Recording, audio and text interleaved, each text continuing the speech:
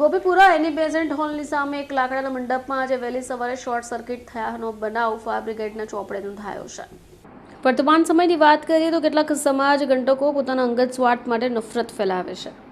આ પરિસ્થિતિઓ રમઝાન માસમાં શહેરમાં સાંપ્રદાયિક સૌહાર્દના દર્શન થયા. ગોપીપુરા વિસ્તારમાં આજે મળસ્કે ગણેશ દાદાની મૂર્તિ બનાવવાના મંડપમાં આગ લાગી.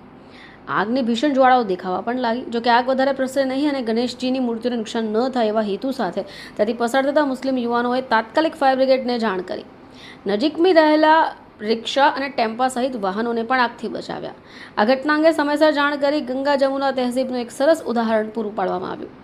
આસિફ નામની વ્યક્તિએ તાત્કાલિક અસરથી કંટ્રોલ રૂમને જાણ કરી. અન્ય મુસ્લિમ યુવાનો હસન, અશરફ, અબ્દુલ હસીબ મલેક, મુઆવિયા શેખ, અબરાર પઠાણ, મુહાબિદ અશરફ, હાઝિફ અશરફે ભેગા મળી આગની લપેટો નજીક પડેલી ઓટો રિક્ષા અને ટેમ્પાને સાઈડ પર કર્યા. બંને વાહનો આગની લપેટમાં આવતા નુકસાન થતાં બચી ગયા. ફાયર ઓફિસર બલવંતસિંહે જણાવ્યું કે સ્થળ પર પહોંચીને અમારી ટીમે 10 થી 15 મિનિટના ગણતરીના સમયમાં આગ ઓલવી કાઢી. બીજી બાજુ સમયમાં ગંગા જમુના તહેસીબનું ઉત્કૃષ્ટ ઉદાહરણ પૂરું પાડતા મુસ્લિમ યુવાનોએ નાત જાતની ચિંતા કર્યા વગર ગણેશજીના મંડપને બચાવવાનો પ્રયત્ન કર્યો.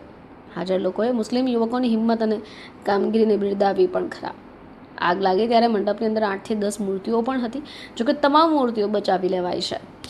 બ્યુરો રિપોર્ટ, ચેનલ આઈ વિટનેસ.